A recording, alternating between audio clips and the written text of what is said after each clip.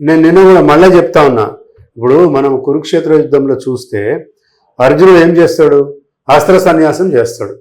ఎందుకు? కృష్ణుడు అడుగుతాడు, ఏంటో నువ్వు అర్జున మరి యుద్ధం చేయమంటే అస్త్ర సన్యాసం చేసావంటే, బావా నాకు ఎదురుగుండా చూస్తే అందరూ నా బంధువులు మిత్రులు శ్రేయోభిలాషులే కనపడతా ఉన్నారు, వాళ్ళని నేను ఎట్లా చంపాలి అని అంటే, అయ్యా నువ్వు ధర్మయుద్ధం చేస్తున్నావు, దుర్యోధనుడు వీళ్ళంతా కౌరవులంతా కూడా అధర్మం వైపు నిలిచారు కాబట్టి నువ్వు ధర్మాన్ని కాపాడాల్సిన వ్యక్తివి కాబట్టి నేను నియంబడి ఉన్నాను, నువ్వు ధర్మయుద్ధం కొనసాగించు, అధర్మంగా ప్రవర్తిస్తున్న వాళ్ళని నీ గాంధీవం ఎత్తి వాళ్ళందరినీ నాశనం చేయని చెప్పి చెప్పాడు.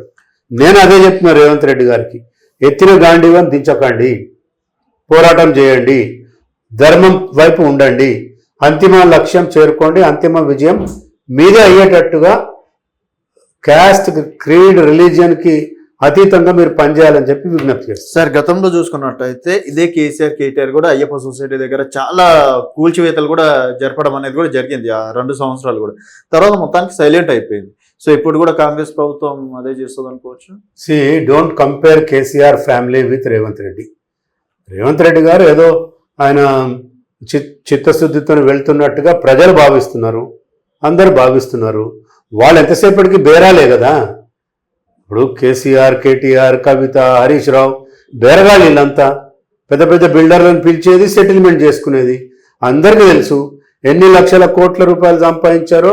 సిబిఐకి తెలుసు, ఏసీబీకి తెలుసు, అందరికీ తెలుసు. రేవంత్ రెడ్డి గారికి తెలియదా? వాళ్ళ ఎమ్మెల్యేలకు తెలియదా? లక్షల కోట్లు కొల్లగొట్టినారు కదా వాళ్ళు, అందుకే ప్రజలు ఓడగొట్టినారు. సో వాళ్ళలాగా వీళ్ళు ఉంటారని కంపారిజనే అవసరం లేదు అక్కడ. వాళ్ళు మొత్తం దోపిడి దొంగల్లాగా వ్యవహరించారు. సో హైడ్రా ఇప్పుడు కొంతమంది కాంగ్రెస్ నేతలు కూడా ఉన్నారు సార్. ఇప్పుడు ఫస్ట్ ఆఫ్ ఆల్ డిమాండ్ ఏంటంటే ఎంఐఎం నాయకులది ఫాతిమా కాలేజ్ కూలగొట్టాలని.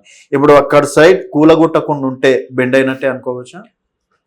తప్పకుండా కూలగొట్టాలా, అన్ని పాసిబిలిటీస్ వాళ్ళు ఏదో నిన్న నోటీస్ ఇచ్చినట్టు చూసాం పేపర్లలో.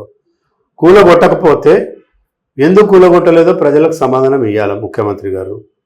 At the same time TRS వాళ్ళది కూలగొడుతున్నారు అనేది అపవాదం ఉందో, మీ కాంగ్రెస్ వాళ్ళది కూడా మీరు నోటీసులు ఇచ్చి కొల్చండి.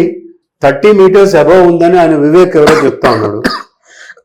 బఫర్ జోన్ 30 మీటర్స్ లెక్క ప్రకారం ఉండాలా. బియాండ్ 30 మీటర్స్ ఉంటే వదిలేయండి. 30 మీటర్స్ లోపల ఉంటే మీ కాంగ్రెస్ వాళ్ళది కూడా కూలగొట్టండి అని చెప్పి నేను కూడా డిమాండ్ చేస్తున్నా.